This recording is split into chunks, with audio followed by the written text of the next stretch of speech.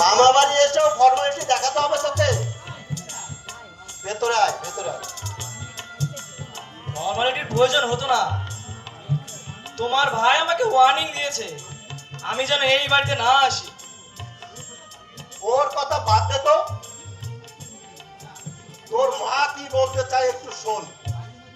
আমি বাড়িতে যাচ্ছি ভেতরে, যাওয়ার সময় দেখা করে যাস, কথা আছে।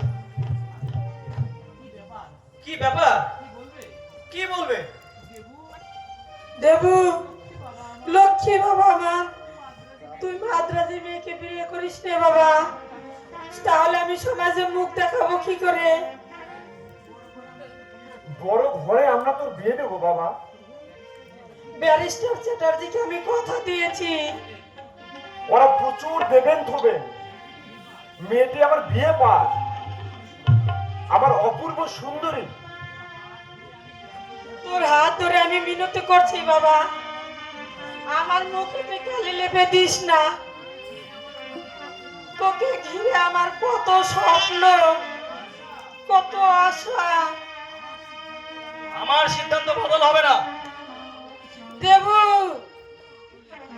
দেবু, মা বাবা গুরুজন, তাদের মনে দুঃখ দিতে নেই। তোমার মা একজনকে কথা দিয়েছে, তার মর্যাদা তোমাকে রাখতে হবে বাবা। তোমার মা বাবা তোমার গুরুজন নয়? হ্যাঁ। তাহলে তাদের প্রতি কেন তুমি তাদের ব্যথা দিচ্ছ? কেন তাদের তুমি তুচ্ছ তাচ্ছিল্য করছো? কেন তাদের সামনে তুলে দিয়েছো অশ্রদ্ধার অন্ন? কেন তাদের চোখে দিবারাতি জল ঝরছে? দেবু, কথায় বলে আপনি আসলি ধর্ম পরকে শেখায়। যিনি নিজের বাবাকে অশ্রদ্ধা করে কোন মুখে বলছো বাবাকে অশ্রদ্ধা করতে নেই? আমরা যদি ভুল করেই থাকি তার তুই শোধ তুলবি বাবা। এই জন্য কি তোকে ছোটবেলা থেকে এত বড় করেছি, লেখাপড়া করে। এই প্রশ্নটা যদি তোমাকে করি, দিদা বাবাকে করে পারবে জবাব দিতে? বৃদ্ধ জীবন গাঙ্গুলি জীবনও কি ভাবতে পেরেছিল তার এই শিক্ষিত কৃতবিদ্ধ সন্তান দেবু, তারপরে ব্যথা দেবে? দেবু বাবা। দিদাকে কোনোদিন ভেবেছিল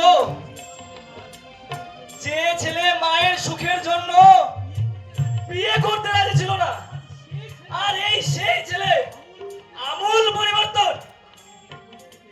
কাকামণি কি কোনোদিন বুঝতে পেরেছিল? দেবু, তুই চুপ কর দেবু, তুই চুপ কর। তোমাদের গীতি কাহিনীর কথা শুনলে একটা মহাভারত রচনা হয়ে যাবে।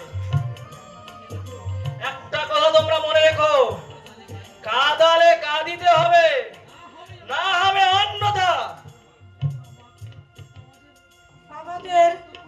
আমাদের উপর তোর কোনো কর্তব্য নেই। কর্তব্য? কাকামণি মৃত্যুর সঙ্গে পাঞ্জা লড়ছে, দাদু হয়তো পথে পথে